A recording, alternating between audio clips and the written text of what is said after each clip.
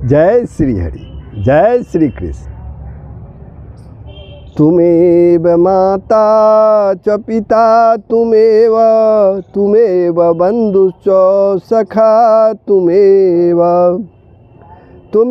विद्या द्रविणं तुमेव सर्वमं देवदेव वसुदेवसुतं देवं कंसचाणूरमर्दनं देवकी परमानंदं कृष्णं वंदे जगद्गुरुं। कृष्णं वंदे जगद्गुरुं। प्रभु, आप सबों ने श्रीमद् भगवत गीता के द्वितीय अध्याय के 42 से 47 तक का श्लोक का श्रवण किया था। उसमें प्रभु श्री कृष्ण अर्जुन को समझा रहे हैं, कर्मयोग की बात बता रहे हैं और ये कहते हैं, हे अर्जुन, तुमको न तो कर्मों के फल का हेतु बनना चाहिए, कर्मों के फल का कारण बनना चाहिए तुमको, और न करने में ही आसक्त होना चाहिए, और न करने में ही आसक्त होना चाहिए। अर्थात कर्मों का त्याग भी नहीं करना चाहिए। इस पर यह जिज्ञासा होती है कि तो फिर किस प्रकार कर्म करना चाहिए। इसलिए भगवान कहते हैं, योगस्थः कुरु कर्माणि संगम त्यक्त्वा धनंजय सिद्ध्या सिद्ध्यो शमः भूत्वा समत्वं योगः उच्यते। हे धनंजय, तू आसक्ति को त्याग कर तथा सिद्धि और असिद्धि में समान बुद्धि वाला होकर योग में स्थित हुआ कर्तव्य कर्मों को कर, समत्व ही योग कहलाता है। भगवान श्री कृष्ण अर्जुन को कहते हैं। यहाँ शब्द आया है सिद्धि और असिद्धि। सिद्धि और असिद्धि में सम होने पर आसक्ति का त्याग तो इसमें आ ही जाता है। फिर यहाँ अर्जुन को आसक्ति का त्याग करने के लिए कहने का क्या भाव है। इस श्लोक में भगवान ने कर्मयोग के आचरण की प्रक्रिया बतलाई है। कर्मयोग का साधक जब कर्मों में और उनके फल में आसक्ति का त्याग कर देता है, तब उसमें राग द्वेष का और उनसे होने वाले हर्ष शोक आदि का अभाव हो जाता है। ऐसा होने से ही वह सिद्धि और असिद्धि में सम रह सकता है। इन दोषों के रहते सिद्धि और असिद्धि में सम नहीं रहा जा सकता, तथा सिद्धि और असिद्धि में अर्थात किए जाने वाले कर्म के पूर्ण होने और न होने में तथा उनके अनुकूल और प्रतिकूल परिणाम में सम होने की चेष्टा रखने से अंत में राग द्वेष आदि का अभाव होता है। इस प्रकार आसक्ति के त्याग का और समताप का परस्पर घनिष्ठ संबंध है एवं दोनों परस्पर एक दूसरे के सहायक हैं। इसलिए भगवान ने यहाँ आसक्ति का त्याग करके और सिद्धि असिद्धि में सम होकर बराबर होकर कर्म करने के लिए कहा। अब यहाँ प्रश्न उठता है, जब समत्व का ही नाम योग है, तब सिद्धि और असिद्धि में सम होकर कर्म करने के अंतर्गत ही योग में स्थित होने की बात आ जाती है। फिर योग में स्थित होने के लिए अलग कहने का क्या अभिप्राय है। कर्म की सिद्धि और असिद्धि में क्षमता रखते बराबर का भाव रखते ही मनुष्य की समभाव में अटल होती है, और समभाव का स्थिर हो जाना ही कर्मयोग की अवधि है, समय है। अतः यहाँ योग में स्थित होकर कर्म करने के लिए कहकर भगवान ने यह भाव दिखलाया है कि केवल सिद्धि और असिद्धि में ही समत्व रखने का काम नहीं चलेगा, समभाव रखने से काम नहीं चलेगा, प्रत्येक क्रिया के करते समय भी तुमको किसी भी पदार्थ में, कर्म में या उसके फल में या किसी भी प्राणी में विषम भाव न रखकर नित्य समभाव में स्थित रहना चाहिए। इस प्रकार कर्मयोग की प्रक्रिया बतलाकर सब सकाम भाव की निंदा और समभाव रूप बुद्धि योग का महत्व प्रकट करते हुए भगवान अर्जुन को उसका आश्रय लेने की आज्ञा देते हैं। भगवान अर्जुन को उसका आश्रय लेने की आज्ञा देते हैं। अब 49वां श्लोक में देखिए, दुरेन ही अवरम कर्म बुद्धि योगात धनंजय बुद्धो शरणम अनिवक्ष कृपणा फल हेतवः। फिर एक बार सुनिए इस श्लोक को। दुरेन हम कर्म बुद्धि योग धनंजय बुद्धो शरणम अनिवक्ष कृपणा फल हेतवः। इस समरूप बुद्धि योग से सकाम कर्म अत्यंत ही निम्न श्रेणी का है। इसलिए हे धनंजय, तू समबुद्धि में ही रक्षा का उपाय ढूंढ, अर्थात बुद्धि योग का ही आश्रय ग्रहण कर, क्योंकि फल के हेतु बनने वाले अत्यंत ही दीन होते हैं।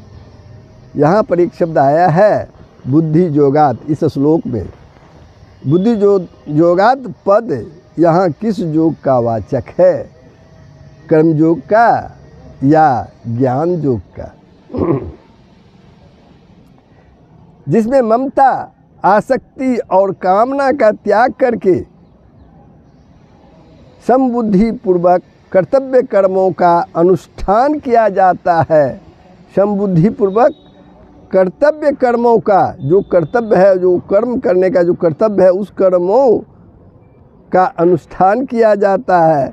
उस कर्मयोग का वाचक यहाँ बुद्धि योगात पद है, क्योंकि 39वें श्लोक में योगे त्विमां शृणु, अर्थात अब तुम मुझसे इस बुद्धि को योग में सुनो, यह कहकर भगवान ने कर्म योग का वर्णन आरंभ किया है। इस कारण यहाँ बुद्धि योगात पद का अर्थ ज्ञान योग मानने की कोई गुंजाइश नहीं है। इसके सिवा इस श्लोक में फल चाहने वाले को कृपण बतलाया गया है और अगले श्लोक में बुद्धि युक्त पुरुष की प्रशंसा करके अर्जुन को कर्मयोग के लिए आज्ञा दी गई है भगवान के द्वारा। और यह कहा गया है कि बुद्धि युक्त मनुष्य कर्म फल का त्याग करके अनामय पद को प्राप्त हो जाता है। इस कारण भी यहाँ बुद्धि योगात पद का प्रकरण विरुद्ध ज्ञान योग अर्थात विरुद्ध ज्ञान योग अर्थ मानना नहीं बन सकता, क्योंकि ज्ञानी योगी के लिए यह कहना नहीं बनता है कि वह कर्म फल का त्याग करके अनामय पद को प्राप्त होता है। वह तो अपने को कर्म का कर्ता ही नहीं समझता, अपने को कर्म का कर्ता ही नहीं समझता, फिर उसके लिए फल त्याग की बात ही कहाँ रह जाती है। बुद्धि योग की अपेक्षा सकाम कर्म को अत्यंत ही निम्न श्रेणी का बतलाने का यहाँ क्या भाव है? सकाम कर्म को निम्न श्रेणी का, अत्यंत ही निम्न श्रेणी का इस श्लोक में बतलाया गया है, उसका क्या भाव है? तथा यहाँ कर्म पद का अर्थ निषिद्ध कर्म मान लिया जाए तो क्या आपत्ति है? सकाम कर्मों को बुद्धि योग की अपेक्षा अत्यंत नीचा बतलाकर भगवान ने यह भाव दिखलाया है कि सकाम कर्मों का फल नाशवान क्षणिक सुख की प्राप्ति है। नाशवान क्षणिक, थोड़ी देर के लिए जो सुख की प्राप्ति है, और कर्मयोग का फल परमात्मा की प्राप्ति है। कर्मयोग का फल परमात्मा की प्राप्ति है, और अतः दोनों में दिन और रात की भांति महान अंतर है, महान भेद है। यहाँ कर्म पद का अर्थ निषिद्ध कर्म नहीं माना जा सकता। कर्म में सिद्ध और निषिद्ध कुछ भी कर्म हो सकता है। सही या गलत कोई भी कर्म हो सकता है, क्योंकि वे सर्वथा त्याज्य है और उनका फल महान दुखों की प्राप्ति है। इसलिए उनकी तुलना बुद्धि योग का महत्व दिखलाने के लिए नहीं की जा सकती। यहाँ पर एक शब्द बुद्धो, एक पद आया है, किसका वाचक है और अर्जुन को उसका आश्रय लेने के लिए कहने का क्या अभिप्राय है। भगवान अर्जुन को किसका शरण लेने के लिए, बुद्धो पद, अर्जुन को बुद्धों का आश्रय लेने के लिए भगवान श्री कृष्ण जो कहते हैं उसका अर्थ क्या है, अभिप्राय क्या है, वो समझते हैं। जिस समबुद्धि का प्रकरण चल रहा है उसी का वाचक यहाँ बुद्धो पद है। उसका आश्रय लेने के लिए कहकर भगवान ने यह भाव दिखलाया है कि उठते बैठते चलते फिरते सोते जागते और हर एक कर्म करते समय तुम निरंतर संभाव में स्थित रहने की चेष्टा करते रहो, रहने की कोशिश करते रहो। यही कल्याण प्राप्ति का सुगम उपाय है। अब यहाँ एक शब्द और आया है, कर्म फल के कारण बनने वाले अत्यंत दीन हैं। कर्म फल के हेतु बनने वाले, कारण बनने वाले अत्यंत दीन है। इस कथन का क्या भाव है? इससे यह भाव दिखलाया है कि जो मनुष्य कर्मों में और उसके फलों में ममता, आसक्ति और कामना करके कर्म फल प्राप्ति के कारण बन जाते हैं, वे दीन हैं अर्थात दया के पात्र हैं। इसलिए तुमको वैसा नहीं बनना चाहिए। अब इस प्रकार अर्जुन को क्षमता का आश्रय लेने की आज्ञा देकर अब 2 श्लोकों में उस समता रूप बुद्धि से युक्त महापुरुषों की प्रशंसा करते हुए भगवान अर्जुन को कर्मयोग का अनुष्ठान करने की पुनः आज्ञा देकर उसका फल बतलाते हैं। बुद्धि युक्तो जहाति उभे सुकृत दुष्कृते तस्माद्योगाय युज्य स्वयोग कर्मसु कौशलम। बुद्धि युक्त जहाति इह उभे सुकृत दुष्कृते तस्मात् योगाय युजस्व योग कर्मसु कौशलम। समबुद्धि युक्त पुरुष पुण्य और पाप दोनों को ही इसी लोक में त्याग देता है। समबुद्धि युक्त पुरुष जो है पुण्य और पाप को अपने साथ नहीं ले जाता, इसी लोक में त्याग देता है अर्थात उनसे मुक्त हो जाता है। इससे तू समत्व रूप योग में लग जा। भगवान कहते हैं अर्जुन तो इसलिए तुम समत्व योग में लग जा। यह समत्व रूप योग ही कर्मों में कुशलता है अर्थात कर्म बंधन से छूटने का उपाय है। कर्म बंधन से छूटने का उपाय है। यहाँ समबुद्धि युक्त पुरुष पुण्य और पाप दोनों को इसी लोक में त्याग देता है। भगवान श्री कृष्ण कहते हैं कि समबुद्धि युक्त पुरुष पुण्य और पाप को दोनों को इसी लोक में त्याग देता है। इस कथन का क्या भाव है? इससे यह भाव दिखलाया गया है, इसमें इस कथन में यह भाव दिखलाया गया है कि जन्म जन्मांतर में और इस जन्म के किए हुए जितने भी पुण्य कर्म और पाप कर्म संस्कार रूप से अंतःकरण में संचित रहते हैं, अंतःकरण में जमा रहते हैं।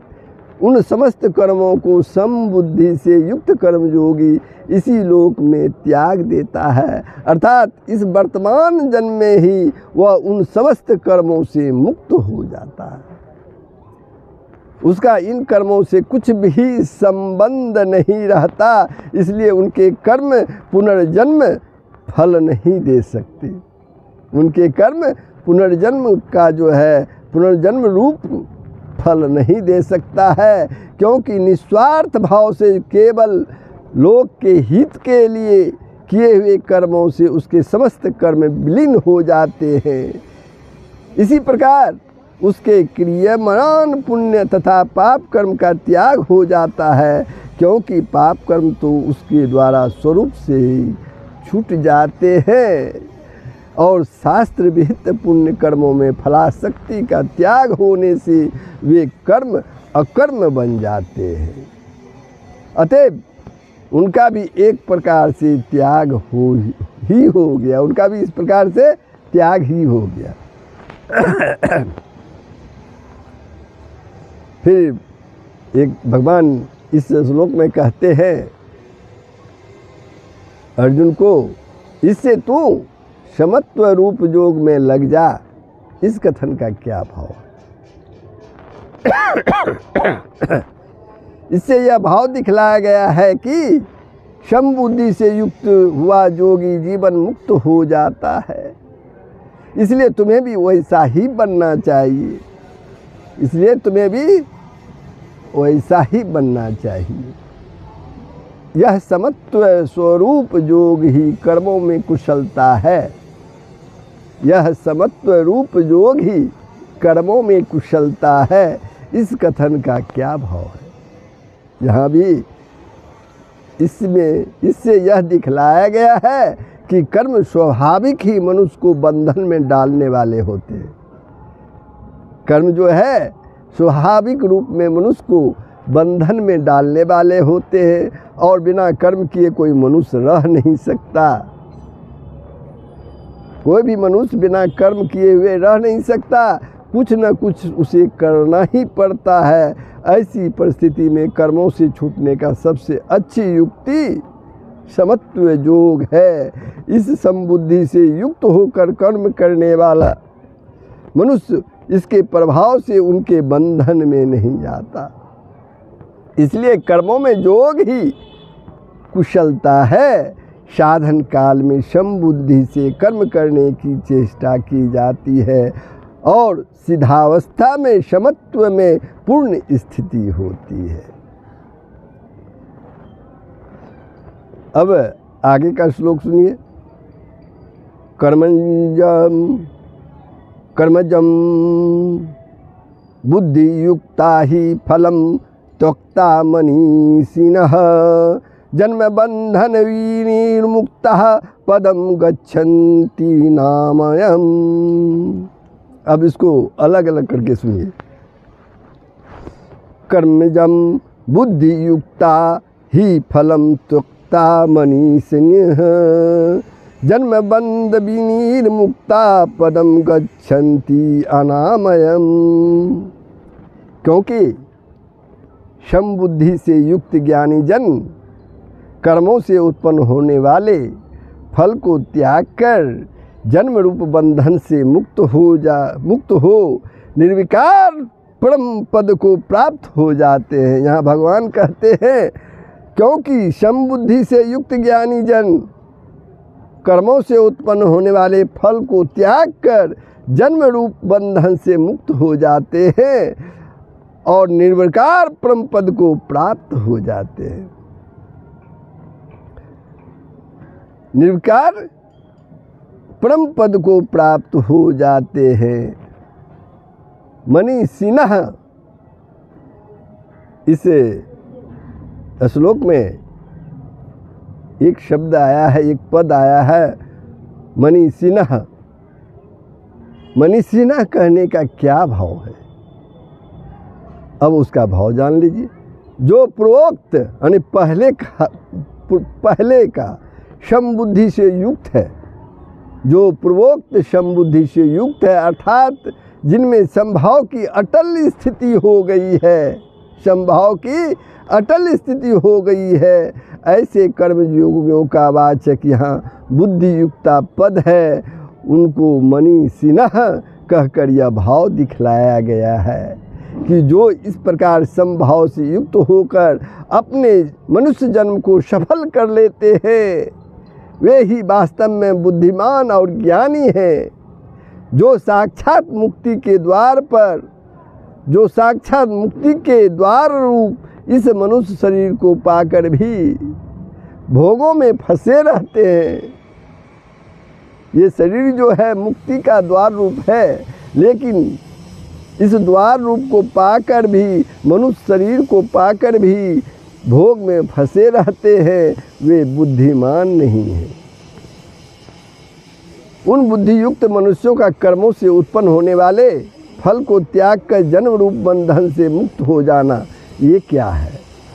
क्षमता रूप योग के प्रभाव से उनका जो जन्म जन्मांतर में और इस जन्म में किए हुए समस्त कर्मों के फल से संबंध विच्छेद होकर बार बार जन्मने और मरने के चक्र से सदा के लिए छूट जाना है, यही उनका कर्मों से उत्पन्न होने वाले फल का त्याग करके जन्म बंधन से मुक्त हो जाता है। क्योंकि तीनों गुणों के कार्य रूप सांसारिक पदार्थों में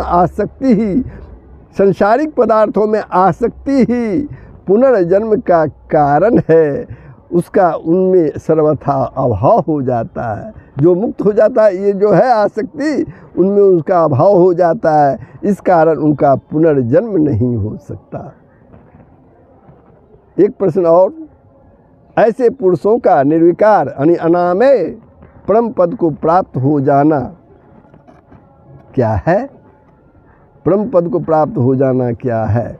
यहाँ राग द्वेष आदि क्लेशों का, शुभाशुभ कर्मों का, हर्ष शोकादि विकारों का और समस्त दोषों का सर्वथा अभाव है, जो इस प्रकृति और प्रकृति के कार्य से सर्वथा अतीत है, जो भगवान से सर्वथा अभिन्न भगवान का परम धाम है, जहाँ पहुँचे हुए मनुष्य वापस नहीं लौटते, उस परम धाम का वाचक अनामय पद है।